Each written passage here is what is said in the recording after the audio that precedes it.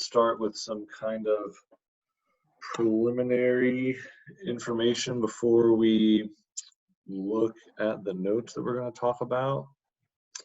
So on Google Classroom, there are some things that I wanted to show you. Get out of there, go to this class, 80-minute math.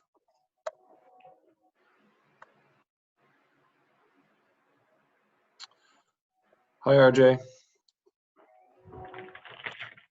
So the next assignment is all going to be over what was in the video. That's inverse trigonometry. So here, the very first post is blank copies of the notes. So we're going to go over questions they all have in this order: intro to inverse trig, and then compositions of inverse trig, and then we'll look at solving trig equations. And up at the top, there are answer keys. So I put in the answer key to the inverse trig functions. So we actually didn't do any of these in the video. I thought these were pretty basic, but in the video, we only did the circled ones, 14 and 9 and 10. But there's the rest of those worked out step by step if you'd like to check your answers on those. And then hopefully you've all gotten the chance to watch the video. If you haven't watched the video yet, that's really going to make the assignment a lot easier. And I did the assignment as an assignment on Google Classroom. So last time, most of you worked it out on a separate sheet of paper and then took a picture and sent it to me. That's basically what I did to make this key, right? I just worked it out. I have a document scanner on my phone. It's just like a free app that you can get. But I think if you take a picture and upload that too, then that will count as you having turned it in here on this assignment. Okay, so that's going to be a lot easier than typing everything out, and I'm going to be able to see your work a lot better. So if you could be sure that you work it out on a, if you want to work it out, if you want to print this and work it out on here, that's fine. Some of these, I doubt that you're going to have enough room. So if you'd like to work it on a separate sheet of paper and just number them 1 to 33. These questions are shorter in length. There's actually no word problem. So if you're not a word problem fan, this is kind of a nice lesson for you. So there's more problems, but each problem is shorter. So I don't want you to think that I'm just piling it on because I'm bored over here. I want to keep you guys from being bored. It'll take you about the same amount of time as the last assignment. So let's dive in. From the video, did you guys have any questions about the 3 tables that we looked at? We did inverse sine and the graph of inverse cosine and the graph of inverse tangent. Any questions about those?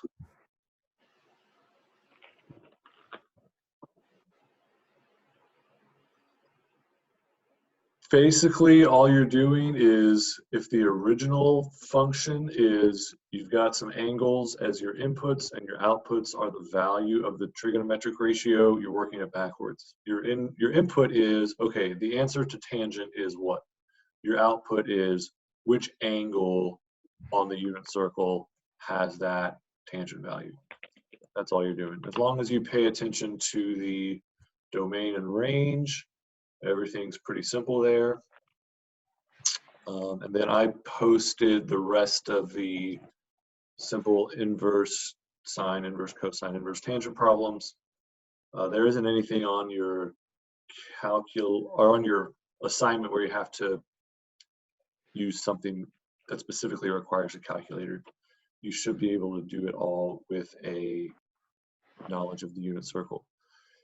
If you do need a calculator, there's a way for you to get a TI-84 now from the TI software.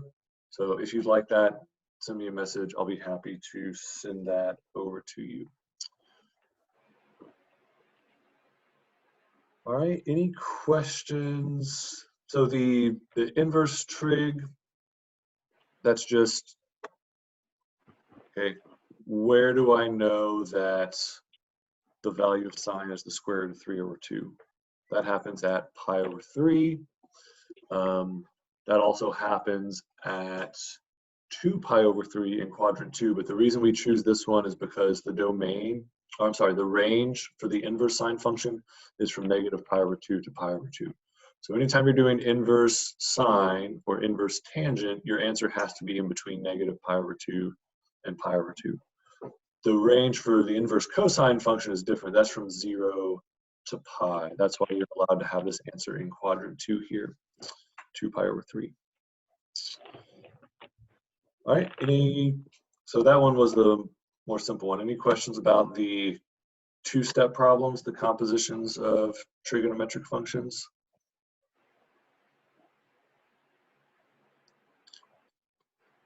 Just work it from inside to outside.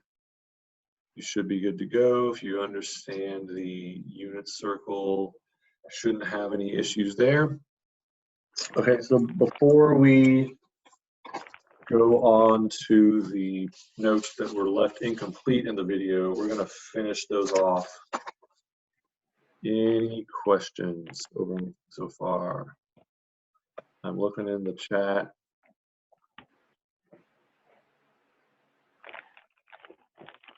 I'm not seeing anything in the chat.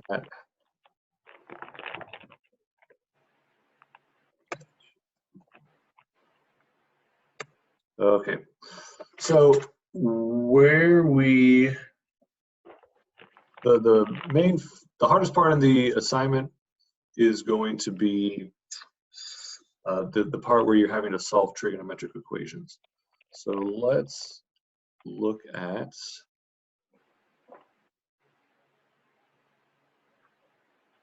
okay. Let's look at what that looks like.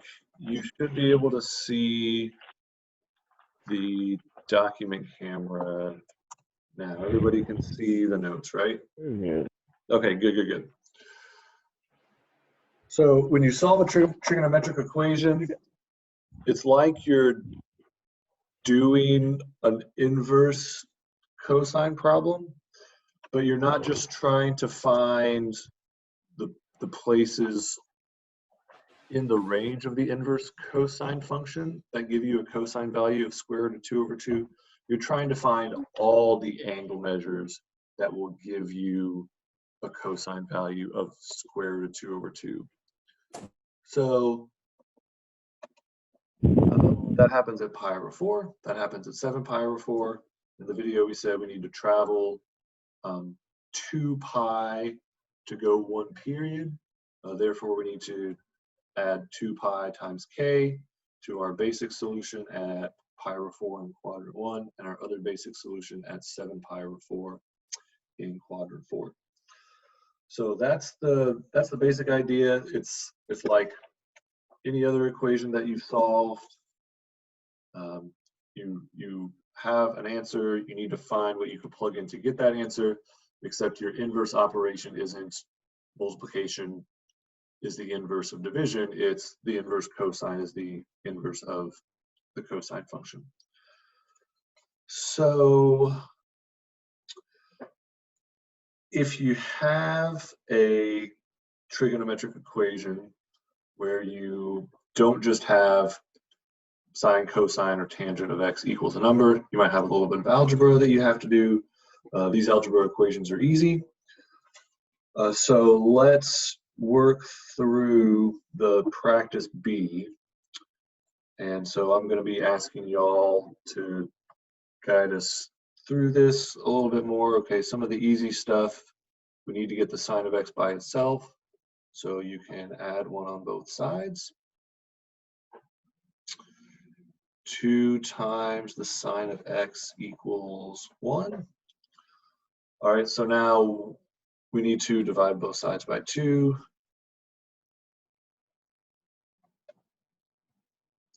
All right, so now the question is, if the sine of x equals 1/2, where are the angles on the unit circle over the interval 0 to 2 pi where sine has a value of 1/2?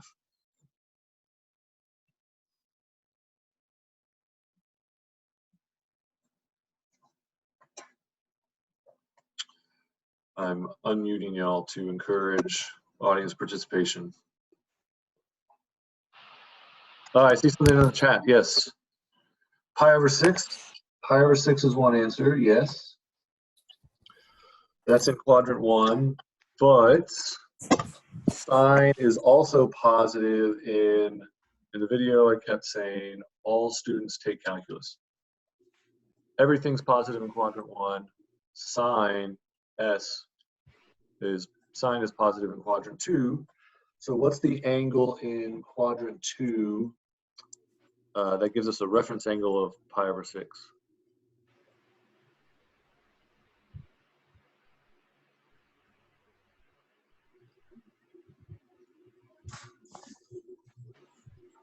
Hmm. 5 pi over 6. 5 pi over 6 is correct.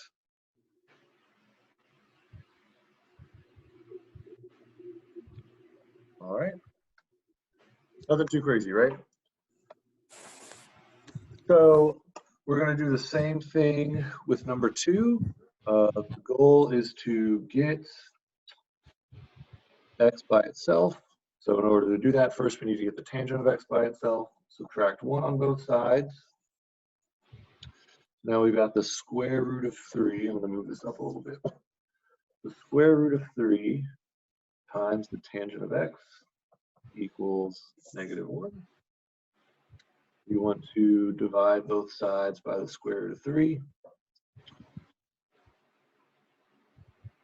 All right, so if the tangent of x equals -1 over the square root of 3, right away we've got a problem, because we do not want to have a square root of 3 in the denominator. So this is going to be important when you're in pre-calc-cal. This is going to be important when you're in calculus. You want to rationalize the denominator. You want to get rid of that square root of 3 in the bottom. So we're going to multiply the numerator and the denominator by the square root of 3. So that's negative square root of 3 over 3. All right, tangent values are a little bit trickier. So we're going to look at the table that we had for the inverse tangent. Where is the inverse, or where, if a tangent value is -√3 over 3, which angle are we using? Well, that's -pi over 6. The only problem is we want this to be on the domain 0 to 2 pi. So what's an angle that's coterminal with -pi over 6? What do we get when we add 2 pi to -pi over 6?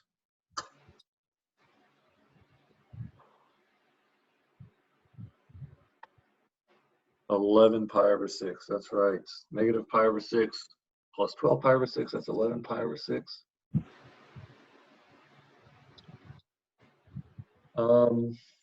Then let's see. We could also think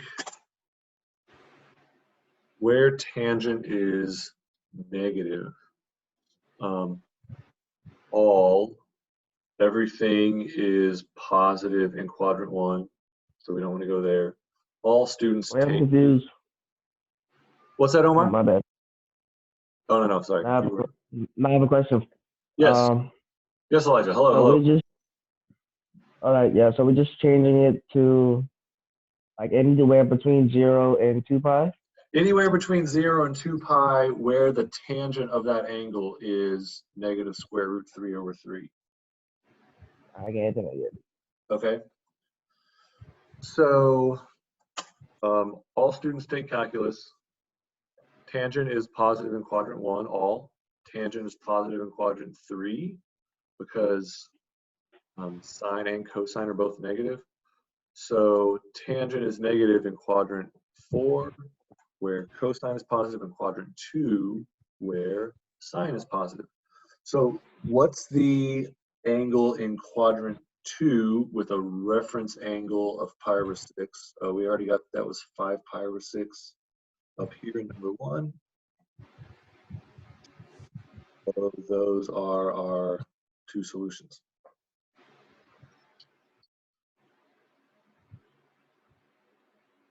So those are more basic problems where you just have a pretty simple algebra equation. You've got to isolate the trigonometric function and think, using my knowledge of the unit circle, where do I get the tangent ratio or the sine ratio? And we'll do some cosine problems in a second. Where do I get the trig ratio that I'm looking for? Any questions before we look at the second page?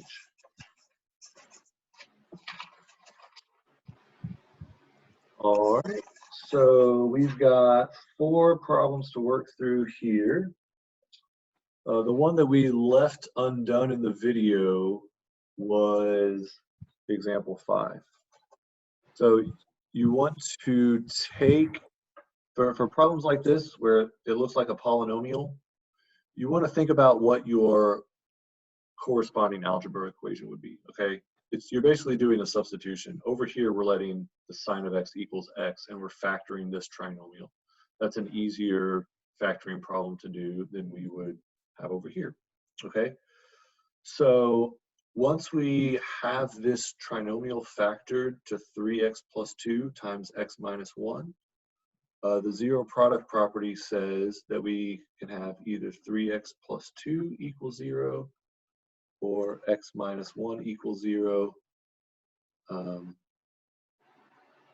Subtract 2 there, so 3x equals negative 2. Add 1 here, so we get either x equals 1 or x equals negative 2/3. Those are our two answers. Well, one of these is going to be a lot easier than the other one. We can have 3 times the sine of x plus 2 equals 0. Or we can have sine of x minus 1 equals 0.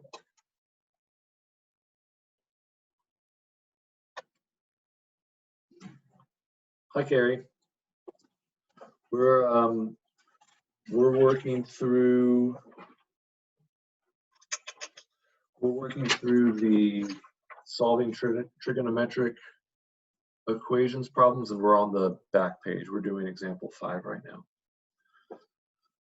So solving this equation is going to be the easiest one. Let's start there. So we're going to have sine of x equals 1. All right, if sine of x equals 1, then what is our angle? Where is the place where the sine value is 1? That only happens once.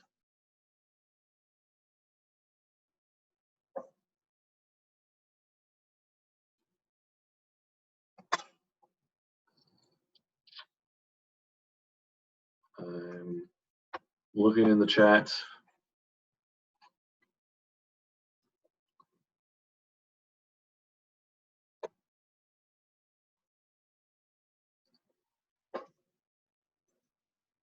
If the sine value is 1, then we are on the positive y-axis. Thank you, Joanna Test. That's pi over 2. Very, very good. So that's our first solution. X equals pi over 2.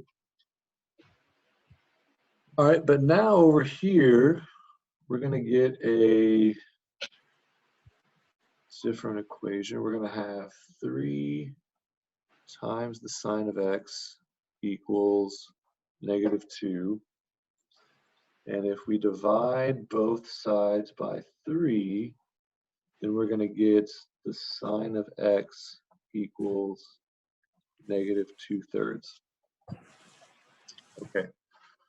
So this one we're going to need a little bit of help with because we've got a value for sine right here that doesn't show up on the unit circle, right?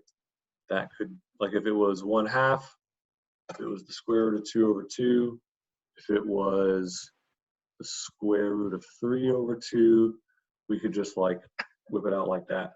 But for this one, we're going to have to do inverse sine. So let's bust out our calculator.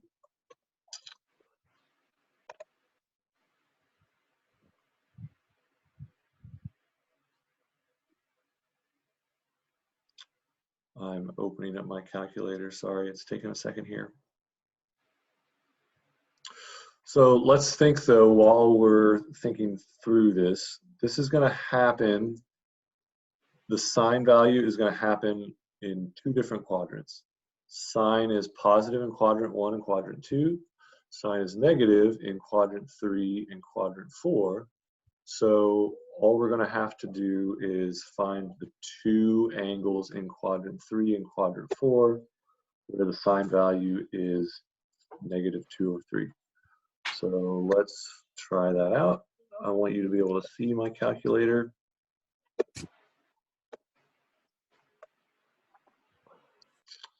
So I'm sharing the calculator with you. You guys can see the calculator, right?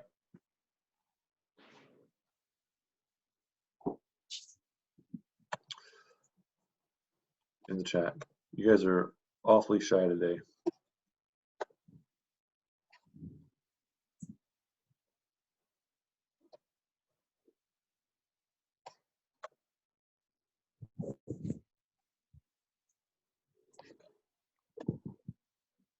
Okay, good. Resume. All right, so we're going to go to inverse sine, and we're going to do the inverse sine of -2/3. All right.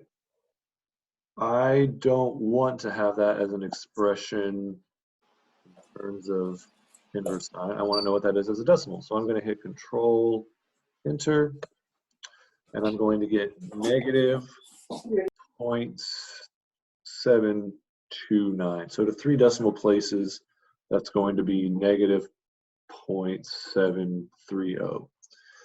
Now that looks strange. And let me check something real quick. Let me make sure that we're in radians right now.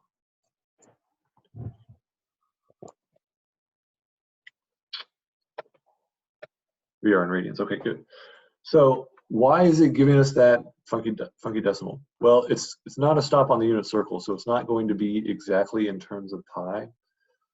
So let's say that we wanted to think about our first answer. Our first answer we got was the sine of pi/2 = 1. Well, the calculator might not give us pi as an exact value. We could also do pi divided by 2 as a decimal. That's 1.5708. So what's the tangent value of 1.57? So it's expanding pi/2 to include more decimals. I'm sorry, not tangent sine. What's the sine of that value? It's 1. Okay, so sometimes it expresses radians not in terms of pi if it's not a neat multiple of pi. Sometimes it expresses it as a decimal. So the good news is we know that we have a solution, but we want that solution to be on the interval from 0 to 2 pi. So we need to find an angle that's coterminal with -0.73 radian. So we're going to you like to catch up this morning? add 2 pi. No. I don't know exactly what that is, so we're going to use the calculator to help us.